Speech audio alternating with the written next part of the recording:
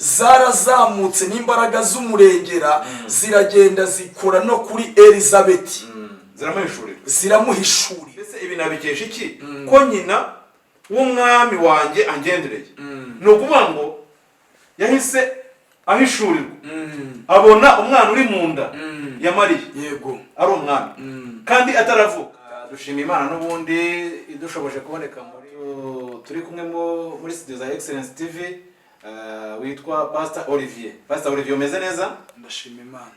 Urashima Imana? Yego. Umuryango umeze neza? Umeze neza. Imana ishimwe. Imana irabarinze neza. Imana iraturinze. Namwe se ntambara muri Ukraine ntabwo yabagezeho ibiciro ntibyazamutse? Urumva iriya ntambara yakoze ahantu henshi ibintu byarazamutse ku masoko. Urumva yakoze ku bantu benshi. Namwe yabagezeho? Natwe yatugezeho. Imbaraga zo muri Kristo Yesu ntacyo zirimo zikora muri iyi minsi? Imbaraga zo muri Kristo Yesu ziri hejuru y'ibintu byose. Ziri hejuru y'intambara, ziri hejuru y'ibiciro, ziri hejuru y'amajwi yose. Imbaraga zo muri Kristo Yesu zisumba ibyo bintu byose. Ni byiza cyane. Turimo turakora ku kiganiro kivuga n'ubundi ku mbaraga gusobanukirwa imbaraga ziri muri Yesu Kristo. Niyo mpamvu rero twifuje kugutumira nk'umutumirwa wacu muri studio za Excellence TV kugira ngo tushobore gusesengura neza tubwira abakunzi bacu imbaraga ziri mu mwami wacu Yesu Kristo. Hari icyo ufite wazivugaho?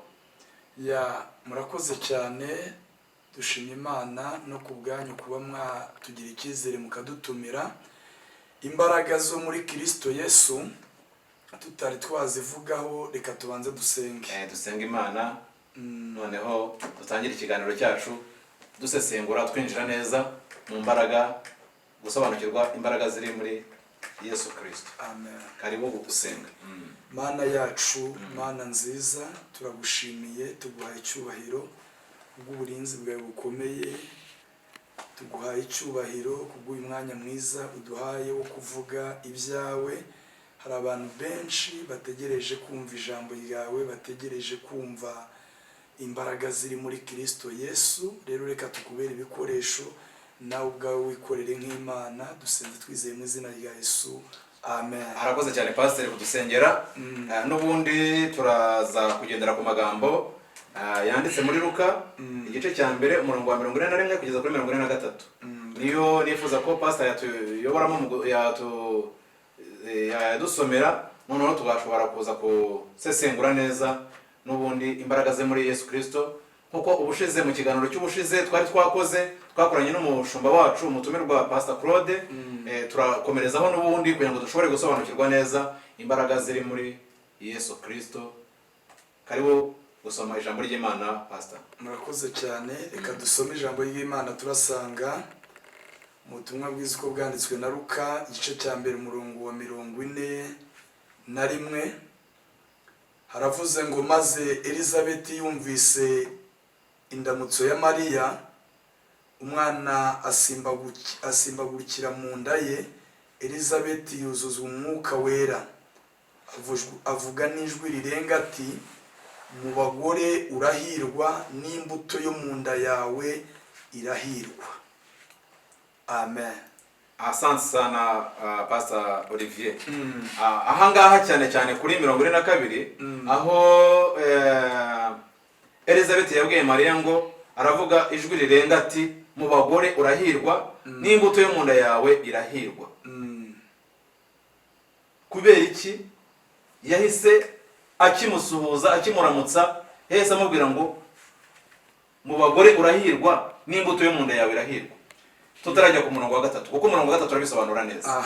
Ni kuvuga ngo umurongo wa 43 urebye hano usangamo uwitwa Mariya, ugasangamo n'uwitwa Elizabeth, noneho ugasanga uburyo uyu Mariya Imana yamuvuzeho uhereye kera. Imuvugaho mu buhanuzi bwahanuye Yesu yuko umwari azasama inda akabyara umwana w'Imana. Ni ukuvuga ngo bwari bwarahanuwe na ba Yesaya babivuga baravuga ngo nuko umwana yatuvukiye, duhawe umwana w'umuhungu, azitwa igitangaza, Imana ikomeye. Rero hano ikintu bishatse kuvuga ni ukuvuga ngo Yesu yaraje ajya mu nda ya Mariya. Agiye mu nda ya Mariya ajyamo mu buryo bw'igitangaza, ajyamo mu buryo Mariya ataryamanye n'umugabo, kandi Mariya uyu nguyu yari afite fiyanse we witwa Yosefu. Biba uburyo bw'igitangaza. Noneho uburyo bwabaye ubw'igitangaza byabaye no mu buryo uyu Mariya, uyu fiyanse we yari agiye kumubenga rwihishwa, asa naho amusize.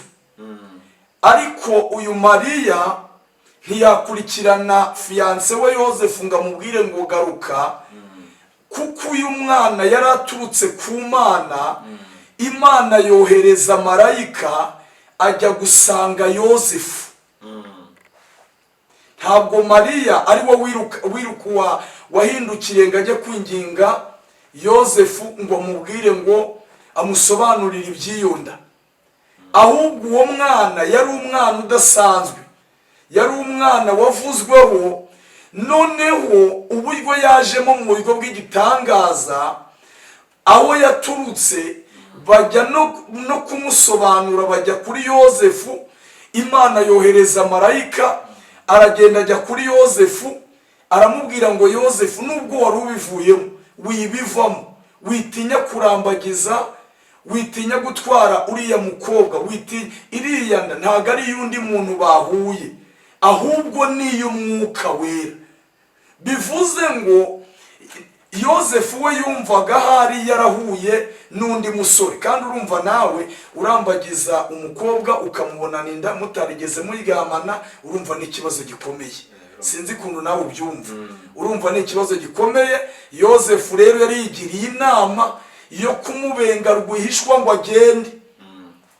agende, kuko iyo wasamaga inda utafite umugabo, ukiri iwanyu uri umukobwa, bakujyanaga bakagutera amabuye. Noneho Imana, kuko uyu mwana w'Imana waturutse mu ijuru araza ajya mu nda ya Mariya, n'ubundi Imana yohereza marayika asanga Yosefu, aramubwira ngo witinya. Ese buriya marayika wagiye kubwira Yosefu, buriya ntabwo ashobora kuba ari n'ubundi ari za mbaraga zo muri Kristo Yesu zagiye muri kubwira Yosefu ko agomba gushaka umugeni we, kuko inda afite ari y'Umwuka Wera?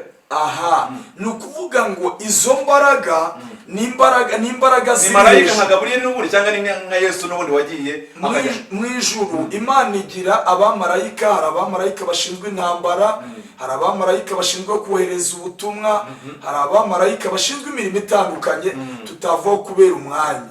Noneho uyu marayika Imana yohereje ni marayika ugomba gutanga ubutumwa, utanga message. Uwo niwe marayika Imana. Uwo marayika Gabriel aracyatumwa ku bantu? N'ubu aracyatuma ku bantu. Hari abantu waba uzi aheruka gutumaho? Urugero, nanjye marayika w'Imana Gabriel yaraje. Marayika w'Imana yangezeho. Gabriel akuzanira message? Yanzanira message. Yaje mu ijwi, yaje mu ishusho, yaje mu muntu, byagenze bite? Mbo marayika ubigaza aza mu buryo utabasha kubisobanuriramo umuntu. Ngewe njya kumubona nabonye yambaye imyenda y'umweru, aranyibwira ngo ndi marayika uzanye message yawe. Ambwira message yaranzanye. Kandi urangije message urayibona? Izo message yamaye zarasohoye. Zarasohoye. Byiza cyane. Bivuze ngo marayika n'ubundi Gabriel Imana yajyaga yohereza muri kiriya gihe cya Yesu, akivuka no aracyatumwa kugira ngo atumwe atumwe ku bantu b'Imana, abashyira ubutumwa. Aracyakora. Rero ikintu nashaka kugusobanuriraho twihuse, uyu marayika aragenda asanga Yosefu, aramubwira ngo witinya gutwara umugeni wawe, witinya gutwara fiyanse, kuko inda afite ni inda idasanzwe. ntabwo yaguciye inyuma.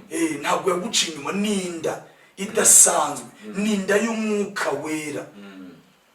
Aramubwira ngo kandi aramubwira ngo azabyara umwana w'umuhungu, amubwira n'izina agomba kumwita. Noneho hano twasomye Mariya yagiye gusura Elizabeti. Agiye kumusura barahoberana. Uyu Elizabeti yari atwite nawe. Barahoberana. Bakimara guhoberana, Elizabeti arahanura, kuko hari imbaraga z'Imana, izi mbaraga ziri muri Kristo, aho zageze nukuvuga haboneka ishurirwa n'imirimo n'ibitangaza.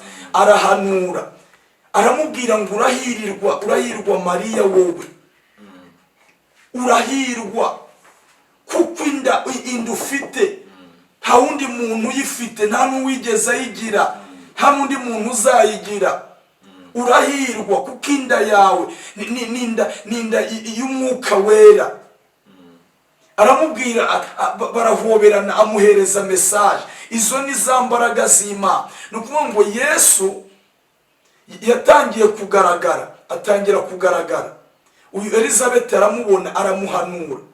Ariko jambo twasomye kuri 41 havuze ngo maze Elizabeth yumva indamutso ya Mariya. Yumvisha indamutso ya Mariya.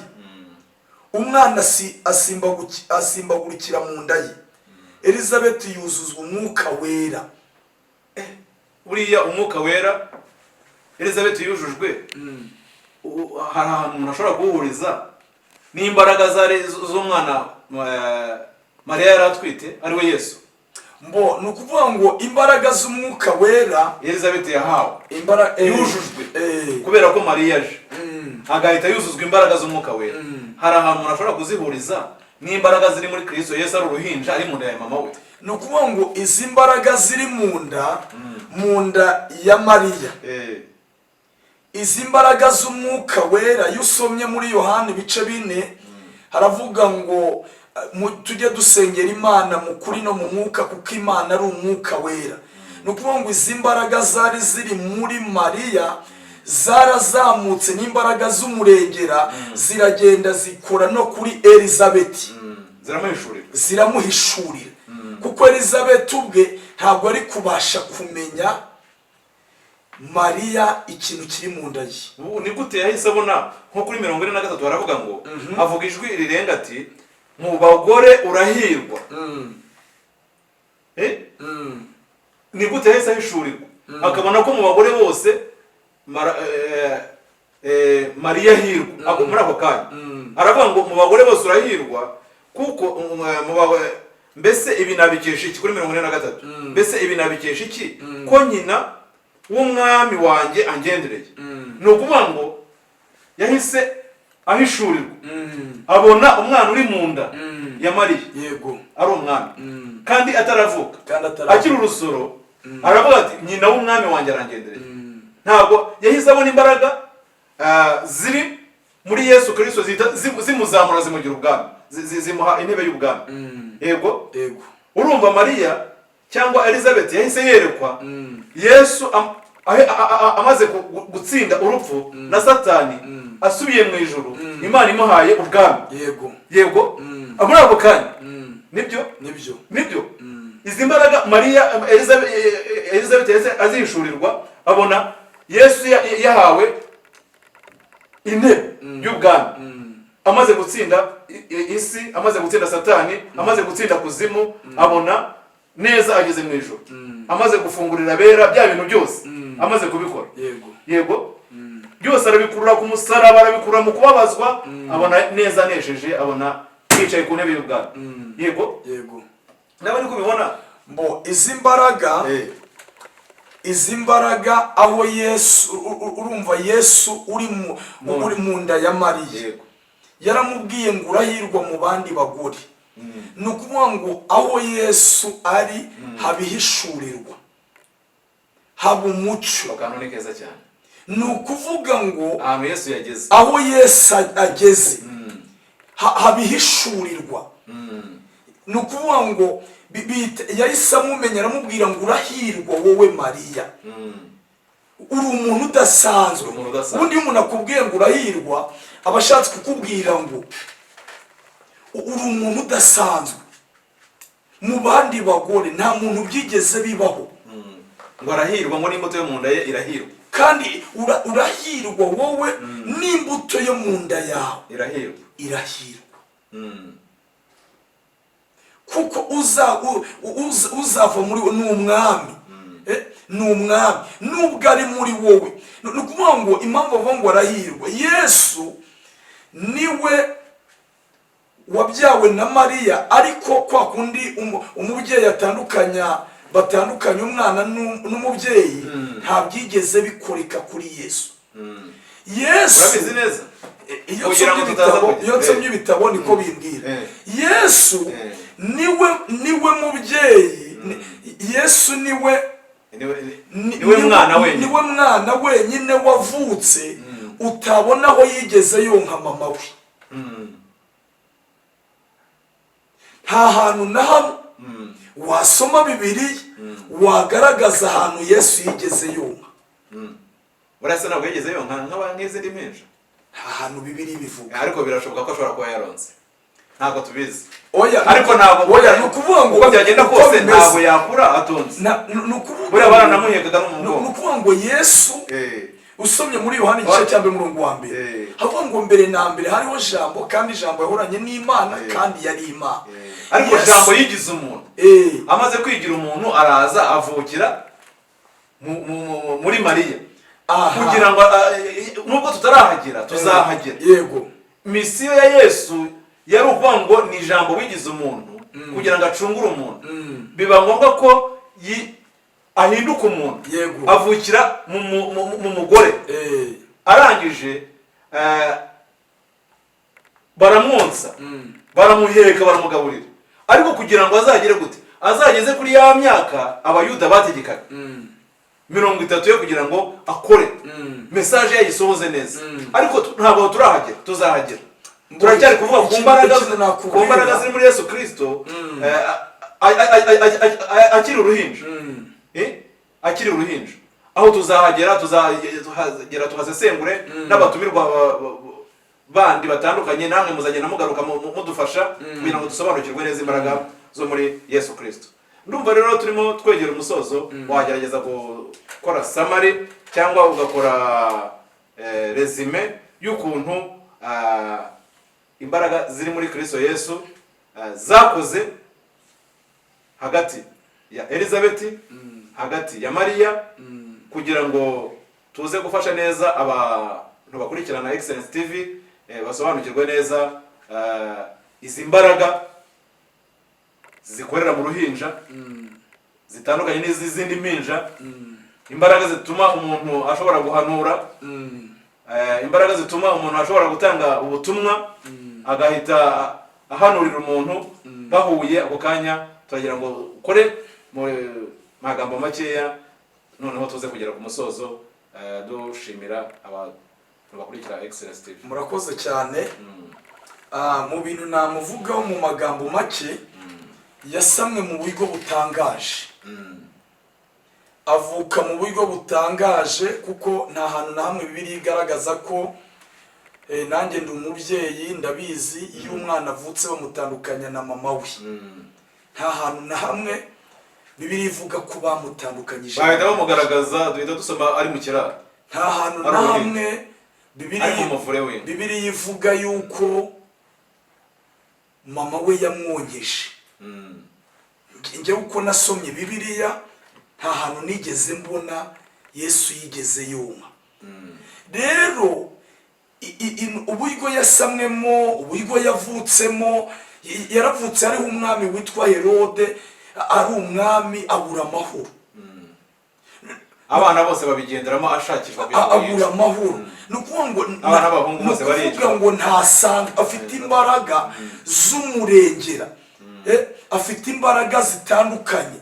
Noneho ikintu nabwira abantu, uyu Mariya ni Mariya agiye guhura na Elizabeth, aramugoba amubwira urahirwa kuko aranahirwa nawe urebye abahirwa uzabona n'abantu babyara bivuze ngo iyo umuntu uwo ari we wese iyo ahuye na Yesu abagize amahirwe ubwo kuva guhura na Yesu iyo wahuye na Yesu ubundi waviriwe n'umucyo ubo wahiriwe ubu uvuye mu rupfu ugiye mu buzima rero barahura bamaze guhura Elizabeth ubwe nawe arahishurirwa kubera imbaraga ziri muri Kristo Yesu. Izi mbaraga zituma umuntu areba icyo umuntu azaba cyo atari yaba cyo. Izi mbaraga zituma bahiga abandi bana bose ngo babice ariko we bamushaka ntibamubone. Izi mbaraga ziri muri Kristo Yesu ni imbaraga ziri hejuru y'izindi mbaraga. Ukuntu rero nabivuga nsoza, imbaraga ziri muri Kristo Yesu ni imbaraga ndende cyane, tuzadukomeza tugenda tubivugaho n'abandi. Turabashimiye cyane, Imana ibahe umugisha. Bishatse kuvuga ngo tugiye gusenga muri aka kanya, tugiye gufata umwanya usengere abantu bakurikira Excellence TV bafite ibibazo bitandukanye, bafite ibintu bibagoye bitandukanye, kubera yuko turimo turagenda dusobanukirwa neza ko izi mbaraga nta bintu zidashobora. Hari abantu bashobora kuba bafite ibibazo bibagoye, hari abantu bashobora kuba bafite ubuzima bubananije, imibereho ibananije. Ni ukuvuga ngo ndifuza kugira ngo tuze kuza gusengera muri icyo cyifuzo, kugira ngo aba bantu bagowe, abantu bafite ibintu bibagoye, abantu bafite ingorane zitandukanye, izi mbaraga zikorera mu mwana w'uruhinja avuka, Yesu akavuka, akazageza igihe misiyo yamuzanye agapfa, yarangiza akazuka, tukaza kumubona agaragara iminsi igera kuri 40 yereka abigishwa, abaganiriza, aganira nabo, akazagira igihe agasubira mu ijuru nyuma y'iminsi 40, akabasezeranya ku mbaraga z'umwuka wera, kuko bagomba gutegereza ahantu mu cyumba cyo hejuru. Ku munsi wa 50 hashize iminsi 10 Yesu asubiye mu ijuru, za mbaraga z'umwuka wera zikagira gute? Zikamanuka. Ariko buriya ziriya mbaraga z'umwuka wera zamanutse, si Yesu wongeye kumanuka akigaragaza mu mbaraga zidasanzwe, noneho akajya muri bose. Iyo ukomeje gusoma uba ubona ko Yesu yaragiye metero 10 bagenda bamureba uko areba, bahanga amaso mu ijuru. Arangije haza umuntu wambaye imyenda y'umweru, arababwira ngo uko mumubonye agenda niko azagaruka. Noneho yongera kugaruka mu bundi buryo, ari kwiyereka abigishwa be. Yesu agaruka nyuma y'iminsi 10, yongera kugaruka mu mbaraga z'umwuka wera, ajya muri buri muntu wese. Nibyo? Yego. Niko byagenze. Buriya Yesu agaruka mu bundi buryo, ku buryo natwe turi mu Rwanda ndetse n'abandi banyafurika n'abandi bantu bari ku isi bose, yaje nyuma y'iminsi 10 yashoboye kubamanukiramo. Umuntu wamwizeye akamwemera ashobora guhishurirwa Yesu Kristo. Ashobora guhishurirwa Yesu Kristo. Imana ibahe umugisha. Pst Olivier, kuba wemeye kubana natwe muri studio za Excellence TV, turagushimiye. Sengera abantu rero, abantu bafite ibintu bibagoye, abantu bafite ibintu birohije, ubasabira Imana kugira ngo Imana ifite imbaraga, Imana ifite ubushobozi, imbaraga ziri muri Kristo Yesu zishobore kugira icyo zigira gute zikora ku buzima bwabo. Murakoze cyane. Reka dusenge. Tugiye gusenga, twari turi kuganira ku mbaraga ziri muri Kristo Yesu. Gusobanukirwa imbaraga ziri muri Kristo Yesu, zisobanukirirwa ni imbaraga ndende, ntiwabasha kubivuga, ni ukugenda umuntu abyumva buhoro buhoro, n'umwuka w'Imana agenda gusobanurira. Izo mbaraga zikiza indwara, zirahumura abahumye, izo mbaraga zihindura amateka, zizura uwapfuye, izo mbaraga nta kintu na kimwe zinaniwe. Reka dusenge. Mana, mu izina rya Yesu turagushimiye kubw'iki kiganiro. Sobanukirwa imbaraga zikorera muri Kristo Yesu. Mwami, ohereza umwuka wera abashe gusobanurira abantu imbaraga zikorera muri Kristo Yesu. Data, harimo abantu barwaye, izi mbaraga zikorera muri Yesu Kristo reka zibakize.